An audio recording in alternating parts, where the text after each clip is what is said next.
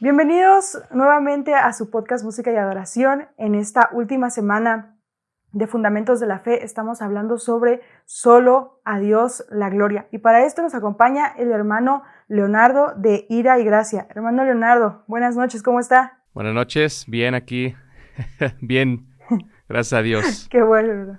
¿Tú cómo Qué bueno, estás? hermano, que nos acompaña. Bien, bien, Qué gracias por aceptar la llamada y gracias por aceptar también la invitación de estar compartiendo con nosotros. No, pues un privilegio, muchas gracias. Gracias a ti.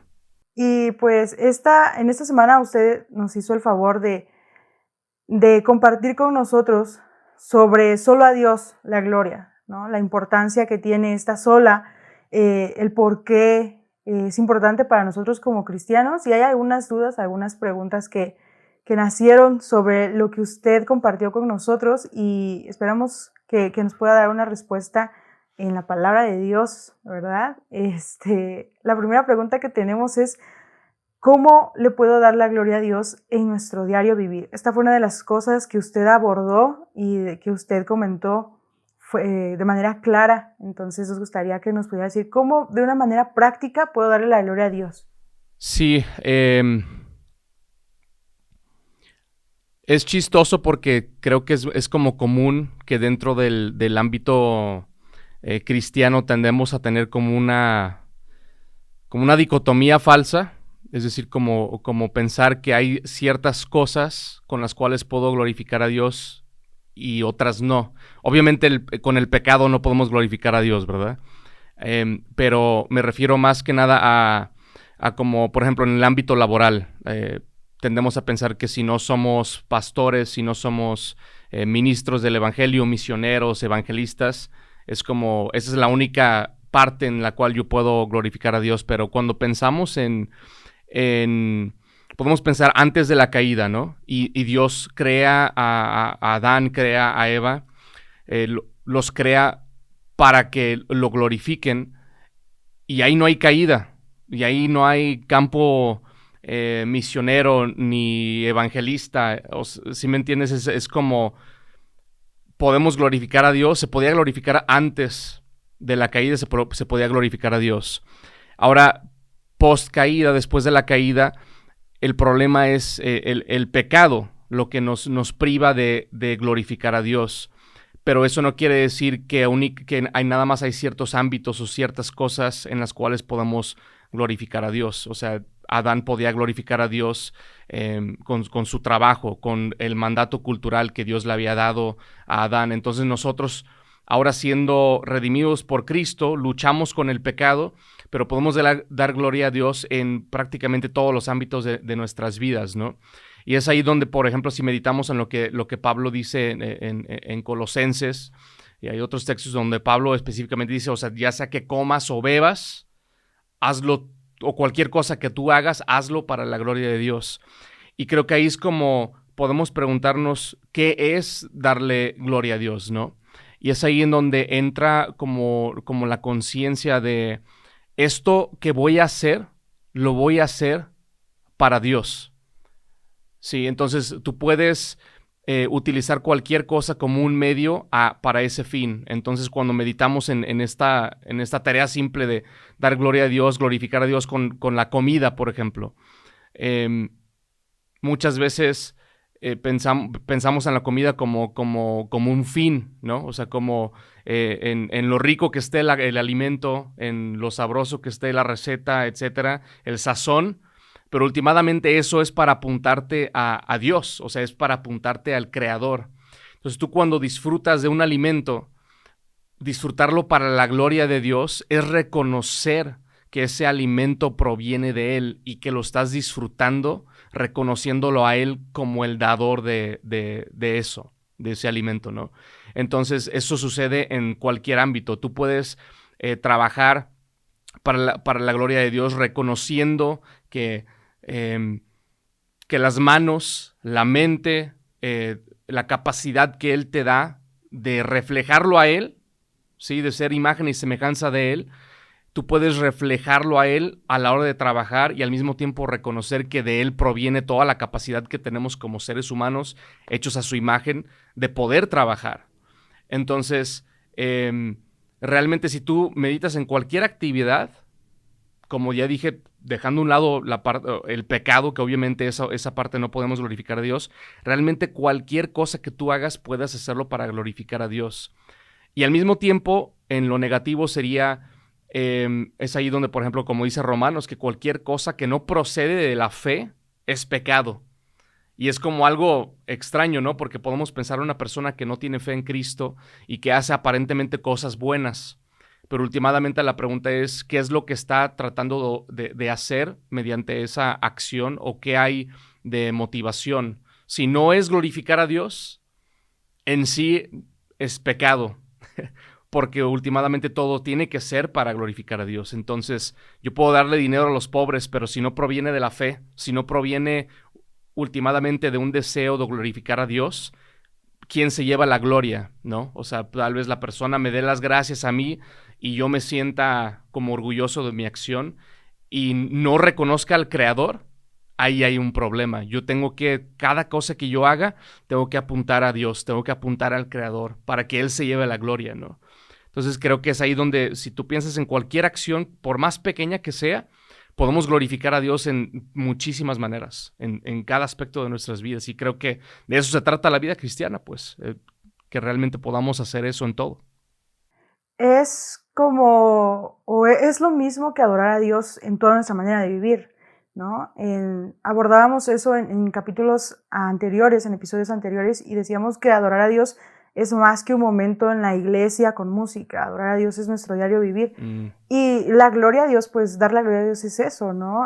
Viene de lo mismo. Adoramos a Dios cuando le damos la gloria, adoramos a Dios cuando glorificamos su nombre. Y Amén. es lo que Efesios nos dice, que para lo que fuimos hechos, para lo que fuimos creados, a dar la gloria para la alabanza del nombre de Dios. Amén. Entonces, creo que proviene de ahí, ¿no? Cuando comprendemos que efectivamente es más que un momento o es más que una acción, es toda nuestra manera de vivir la que glorifica a Dios, la que le da adoración, la que le da honra a Él. Nuestra perspectiva debe cambiar. Y teniendo esto en cuenta, entonces, ¿qué es lo que nos puede llegar a impedir dar esa gloria a Dios?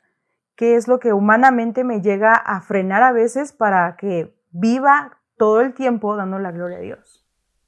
Sí, pues como mencioné, por ejemplo, Adán fue creado en un estado de justicia, un estado de inocencia, y verdaderamente podía reflejar a Dios perfectamente. O sea, él tenía la capacidad de darle gloria a Dios en todo momento, cada cosa que él hiciera. Eso después de la caída se pierde. Después de la caída, el hombre está en su naturaleza pecaminosa, ya no puede glorificar a Dios, ya es esclavo del pecado, ya hace un lado al Creador, niega al Creador. Entonces ya todo lo que él haga ya no tiene la motivación que podía tener Adán en el jardín antes de la caída, ¿no? Entonces aquí el problema, lo que evita que una persona, que el hombre pueda glorificar a Dios, últimamente es el pecado, porque el pecado ya revierte esta naturaleza, ya cambia, ya es una naturaleza caída, afectada en todo el ser, hablando de la mente, el corazón, los sentimientos, las pasiones, los deseos y las acciones, ¿no? Como consecuencia. Entonces, el pecado es lo que nos impide darle gloria a Dios. No queremos darle gloria a Dios, queremos nuestra propia gloria, y que en esencia vemos que eso es el problema del pecado. Cómo entra es el orgullo del hombre, queriendo tomar el trono de Dios, haciendo él definiendo qué está bien y qué está mal, escuchando la voz de Satanás, escuchando la voz de un ser creado y poniendo al creador por debajo de eso. Y últimamente eso sucede en nuestro día a día, ¿no? Pero digo, gracias a Dios, por medio de Cristo ya tenemos esta batalla espiritual en donde ahora ya hemos sido liberados de la esclavitud del pecado y podemos, aunque todavía seguimos luchando con este impedimento, o más bien esta tentación de no darle gloria a Dios en nuestro día a día, y buscamos muchas veces nuestra propia gloria, nuestro propio confort. Ya no tomamos decisiones en base a a glorificar a Dios, sino a lo que más nos convenga o nuestra comodidad. Y eso seguimos luchando con ese tipo de cosas, pero por medio de lo que nos enseña la palabra, lo que el Espíritu mismo nos va revelando de la palabra, podemos hacer guerra con eso, porque ya sabemos que no, mi vida no se trata de mí, mi vida se trata de Dios, mi vida se trata de Cristo. Entonces, el impedimento pues sería eso, o sea, que la carne en el cristiano, la carne, la batalla contra la carne y pues que seguimos luchando en contra de los efectos que tuvo la caída sobre nosotros, ¿no? Aunque ya no somos esclavos, ¿no? Es el hecho de tener en claro todo esto, ¿no? O sea, el propósito para el cual fuimos hechos, y cuando tenemos claro también lo que Jesús hizo en la cruz por nosotros, eso nos lleva a cambiar nuestra manera de vivir y por lo tanto buscamos o aspiramos a dar la gloria a Dios, ¿no? Es también para lo que la Biblia nos dice, la santificación proviene de ahí, y si somos santos es para dar la gloria a Dios. Si cada vez buscamos aborrecer más el pecado, si cada vez buscamos limpiar más nuestras vidas, no es por el beneficio que puedo tener, no es tanto por cuánto importo yo delante de la presencia de Dios, sino es más bien porque quiero agradar a Dios y con eso darle la gloria. ¿No es así? Entonces, creo que también es tener claros los conceptos. Cuando no tenemos claro un concepto, cuando no entendemos la magnitud de la gracia de Dios, la magnitud de lo que Él es, buscamos entonces solamente continuar en el pecado, continuar ahí, y realmente no tomamos en cuenta a Dios para lo demás. O sea, no buscamos darle la gloria a Dios porque no comprendemos que para eso hemos sido hechos. Y usted mencionaba algo bien importante. A veces nos puede parecer humanamente que es un acto egoísta el que Dios busque su propia gloria, pero es parte de las cosas que cuando llegas al encuentro con Cristo comprendes, e incluso eso es lo que le da el sentido a tu vida, el buscar la gloria a Dios, el darle constantemente la alabanza en todo lo que haces. Sí, totalmente. Ahora, otra cosa, hermano. Hay algunas personas que han mencionado la siguiente frase, ¿no? No le robes la gloria a Dios. ¿Esto es posible de alguna forma literal o solamente lo podemos usar como una metáfora? ¿Es posible robarle la gloria a Dios? Depende a qué te refieras con robarle la gloria a Dios, porque en el sentido de restarle gloria, no se puede. O sea, no es como yo le pueda quitar gloria y cada vez sea menos glorioso, ¿no? Pero puedo robarle la gloria en el sentido, por ejemplo, si yo me adjudico la gloria en algo que yo haga, si yo hago una obra de caridad, una buena obra, o simplemente si yo hago arte, hago música, hago algo con mis manos, por la cual se me reconozca a mí y la gente me aplaude a mí, y yo, ya sea en palabra o en mi corazón, más bien si en palabra o en mi corazón, en mi mente, no estoy consciente de que Dios es realmente a quien se le debe de estar reconociendo por lo que ha hecho a través de mí, o lo que yo he podido hacer gracias a Él, entonces le estoy robando la gloria. Es como le estoy robando el crédito, el mérito. Sí, y digo, a mí inicialmente hubo un tiempo en donde, recién convertido, que me chocaba la frase de que la gente, no, gloria a Dios. Y era como, en tu carne dice, no, pero es que yo también trabajé. Pero, o sea, la misma escritura dice, o sea, ¿qué no tienes que no se te ha dado? O sea, esa capacidad que tú tienes intelectual, que tienes de artista para escribir, para redactar, para desarrollar la habilidad que tú, ¿de dónde la sacaste? ¿No? Entonces, últimamente, cuando piensas en eso y meditas, dices, todo lo que yo tengo, todo lo que soy, todo lo que puedo hacer que sea positivo es gracias a Dios. Entonces, debo yo de regresarle eso, o sea, ese reconocimiento a Él.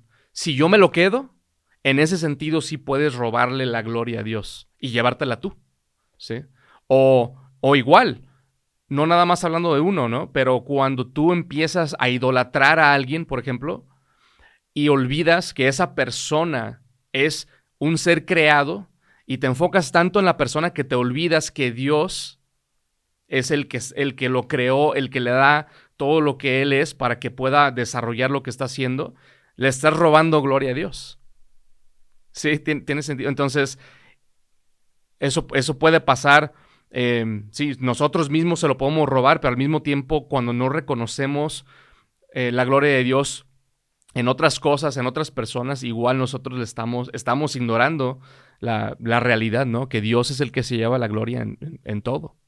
Y hablando de eso que usted acaba de mencionar, sobre que a veces podemos idolatrar a otras personas y darles esa gloria que solamente Dios merece, es algo que últimamente y desafortunadamente también ha estado surgiendo en nuestras iglesias. A veces llegamos a admirar mucho a un predicador, a un artista, a un cantante, a X persona, y empezamos a dar la gloria a esta persona y ocurre tal vez lo mismo que estaba ocurriendo en los tiempos de la Reforma, ¿no? En los tiempos de la Reforma se le daba gloria al Papa, se le daba gloria a todos y todo se le adjudicaba a la Iglesia católica que estaba en ese momento y se le adjudicaba todo a ellos. Lo que ellos digan es lo correcto, si ellos no lo dicen o buscaban pues agradar a la Iglesia. Y entonces en este momento de nuestra actualidad podemos estar haciendo lo mismo, estamos adjudicando cosas a personas que de cierta manera son líderes o están al frente de manera pública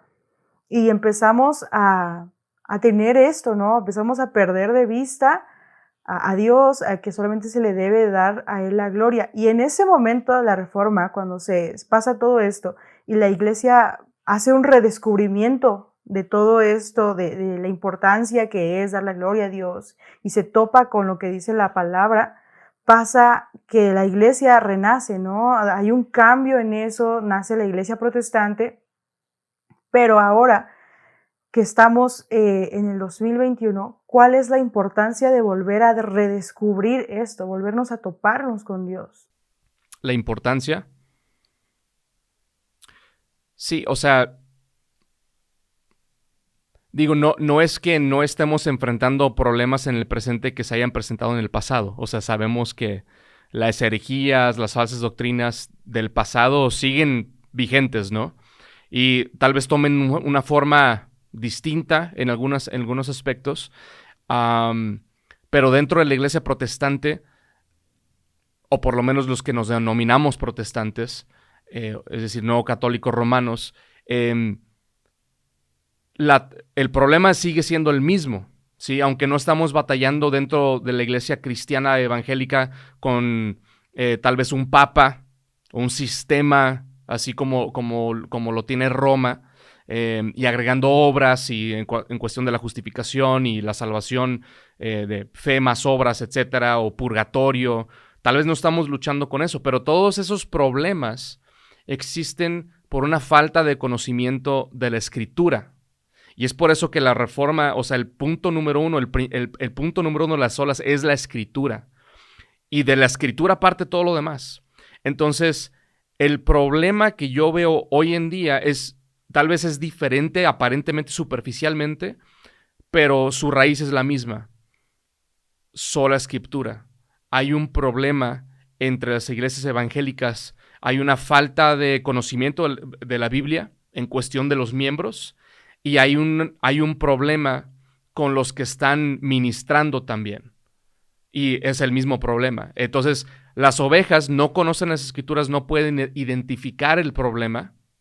¿Sí? O sea, no me acuerdo bien de la frase, pero hay una frase que dice, o sea, que no conocen la verdad, que cuando se presenta la mentira no la pueden distinguir. Y peor aún, más peligroso, porque entre la verdad y la mentira, de la forma en la cual presentan la verdad, realmente es superficialmente, dices, no, aquí hay verdad, y aquí está verdad, es bien difícil distinguir.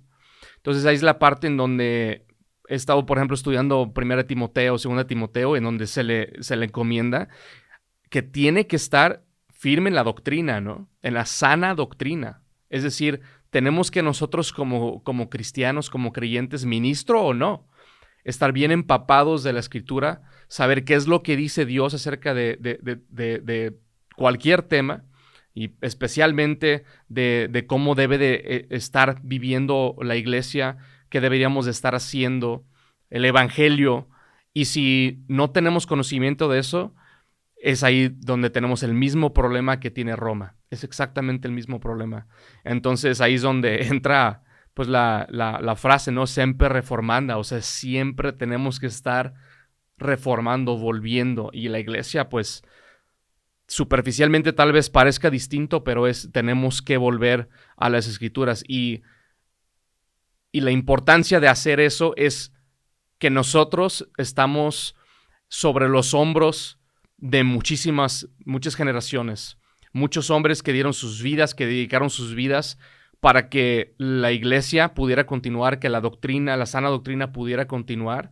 Y aunque tal vez parezca, por lo menos en cuestión de popularidad, ¿no? Vemos muchas iglesias que se están levantando, iglesias que llenan estadios, llenan auditorios muy grandes, pero escuchas la palabra, escuchas el mensaje, dices, aquí algo falta. Entonces puede ser un poco desanimante, pero al mismo tiempo saber que la doctrina sana continúa, hay sana doctrina. Entonces la importancia que nosotros le deberíamos de dar en nuestras casas, nuestras familias, en nuestras iglesias locales, para realmente poder impulsar a que la palabra se predique como es, que se predique la sana doctrina. Y pues eso obviamente comienza con pocos hombres, es la parte que da ánimo, porque no tiene que ser la iglesia grandísima la que comience una reforma, ¿no? Pero volviendo a las Escrituras, oración y viviendo las Escrituras, porque esa es la parte en donde tenemos que ser no nada más oidores, no hacedores, y eso trae reforma. Eso trae reforma y puede ser de mucha bendición, y sabiendo que no nada más para nuestro presente, sino para el futuro. Que podamos ser de bendición para las generaciones que siguen. Entonces creo que es muy importante eso. Como usted lo mencionaba, más que simplemente llegar a la iglesia y escuchar y dar por cierto todo lo que nos dicen, tenemos que tener este deber o este amor por las Escrituras, por corroborar que es cierto todo lo que nos dicen. A veces llegamos y nada más lo que la persona que está al frente nos dice lo tomamos como ciertísimo y punto. No, ni siquiera nos cuestionamos, ni siquiera vamos a la Biblia, ni siquiera investigamos un poco. Y lo digo porque en algún momento a mí también me pasó. O sea, estábamos en la iglesia y nos predicaban y sonaba bonito lo que nos decían y decíamos, qué padre. Pero llegó un momento en mi vida en el que Dios habló y empecé a corroborar todo lo que la Biblia decía y te quedas sorprendido y dices, ¿cómo pude ser engañada de esta manera? ¿Cómo pude ser tan ciega? Y era porque no tenía la palabra de Dios en mi vida, o sea, no estaba siendo guiada por ella. No, ni siquiera me sentaba a leerla, ni siquiera me sentaba o me preocupaba por aprender realmente. Me preocupaba por aprender lo que el líder del frente me decía y no por lo que la misma Biblia me decía. Entonces, eso es algo básico, es algo muy importante. Lo que tenemos que hacer es corroborar las Escrituras, qué realmente nos dice y sobre todo aprenderlas, estudiarlas, como la misma Biblia nos habla de la iglesia, ¿no? Que iban y regresaban a sus casas a leer, a ver si era cierto lo que les habían enseñado. Entonces creo que es una práctica que debemos retomar fuertemente en nuestras iglesias actuales para poder regresar a las Escrituras y estar conscientes de cómo darle la gloria a Dios de una manera correcta. Para terminar, hermano, ¿cómo hay un efecto visible en nuestra vida como cristianos cuando damos la gloria a Dios y cuando no? ¿Algún efecto? Yo creo que vives más feliz. Porque, de hecho, la primera pregunta del catecismo, ¿no? Del catecismo de Westminster, que dice cuál es el propósito principal del hombre, es glorificar a Dios y disfrutar de Él. Y esa es la parte clave en donde si nosotros entendiéramos que nuestro propósito es no nada más para llevarlo a cabo, sino porque hay un fin que es el deleite, que nosotros nos gocemos en eso te cambia la mentalidad, porque una cosa es un ejemplo, por ejemplo, en el matrimonio. Si yo le diera flores a mi esposa en nuestro aniversario y ella me dice, muchas gracias. Y ella le encantaron las flores y yo le contesto, no, pues es que es mi deber. Es lo que tengo que hacer. Es diferente a que realmente yo me goce en hacerlo. ¿Sí?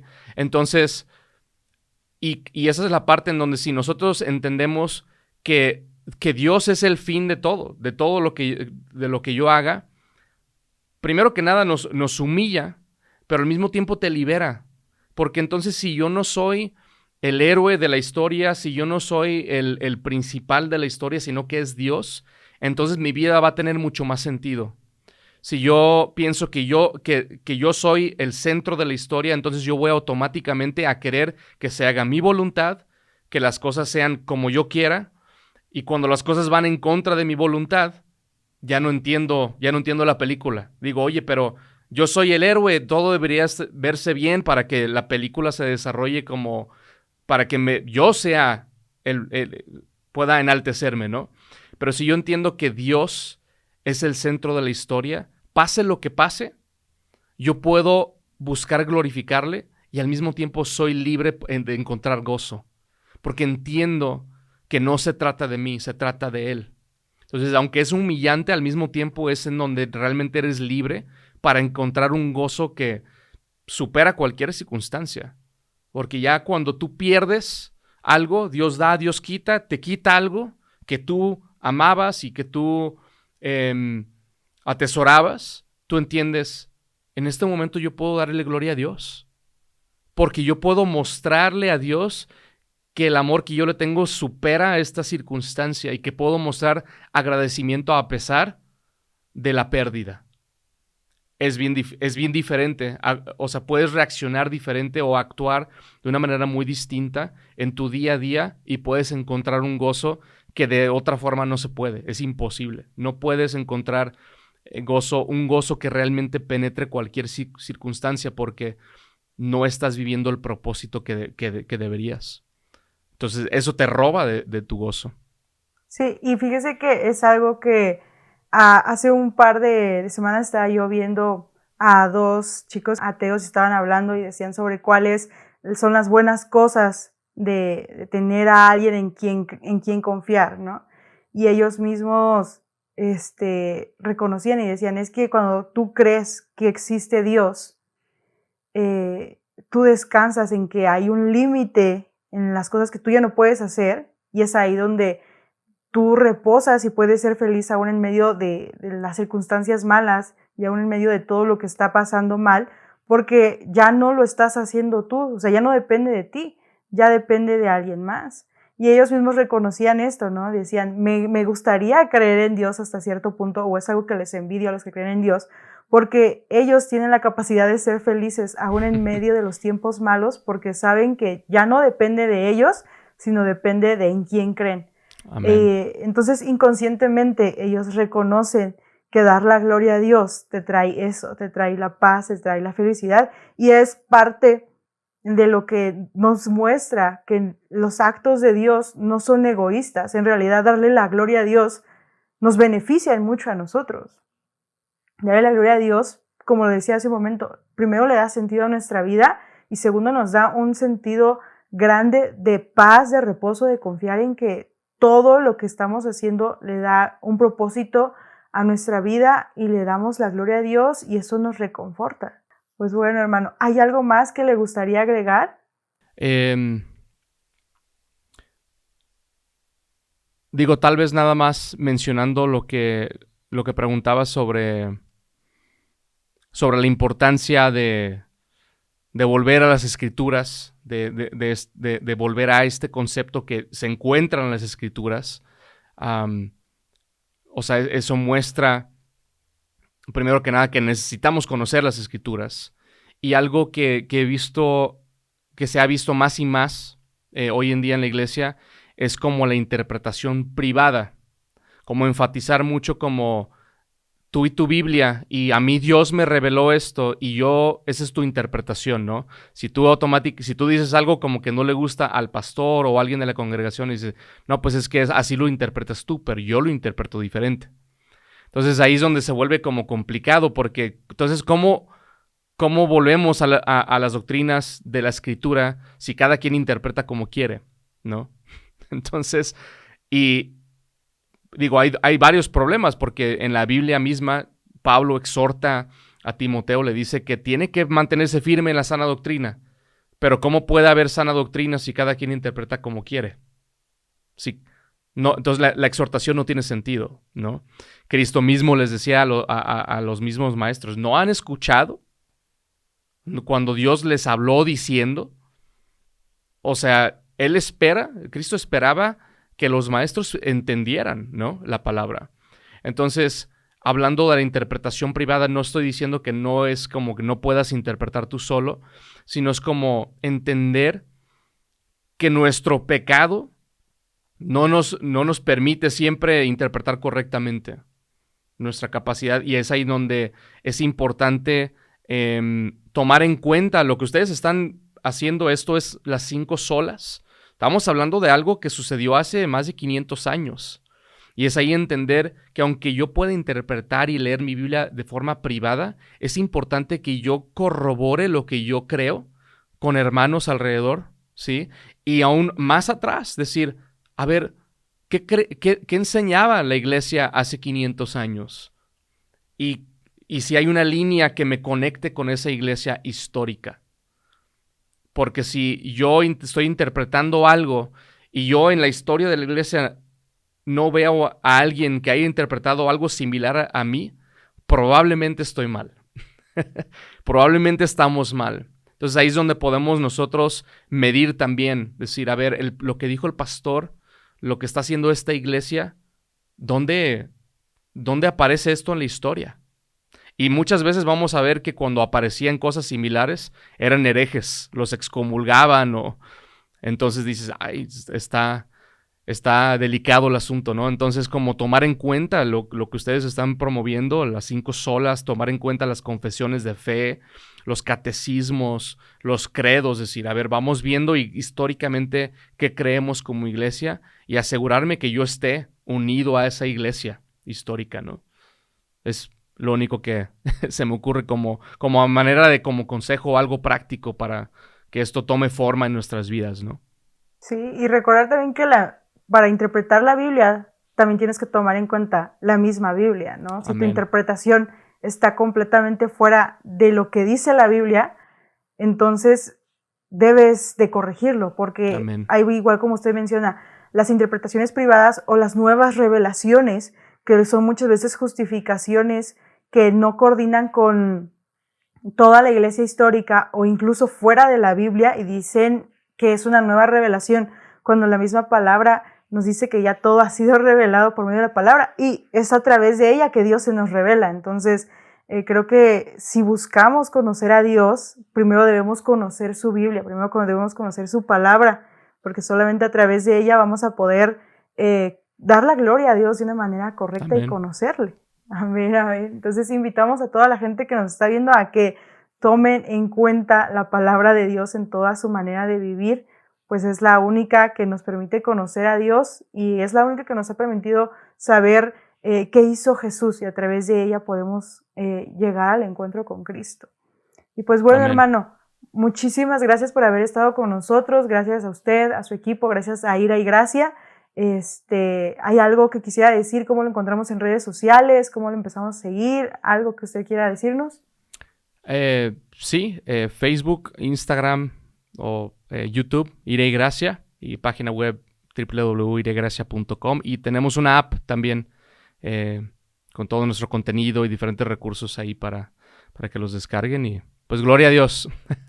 Muchas gracias por este tiempo, y gracias a Dios por sus vidas que están, lo que está haciendo a través de ustedes. Que Dios les bendiga mucho y que continúen trabajando para su reino. Muchísimas gracias, hermano. Igual ustedes, Ira y Gracia es una página de gran bendición, y creemos que Dios puede seguirles usando. Entonces, de esta manera nos despedimos. Damos muchas gracias a todos los que nos están escuchando o viendo, ya sea por Spotify, Facebook o YouTube. Recuerden seguir también Ira y Gracia en todas sus redes sociales. Es una página que va a bendecir muchísimo su vida, como ha bendecido la nuestra.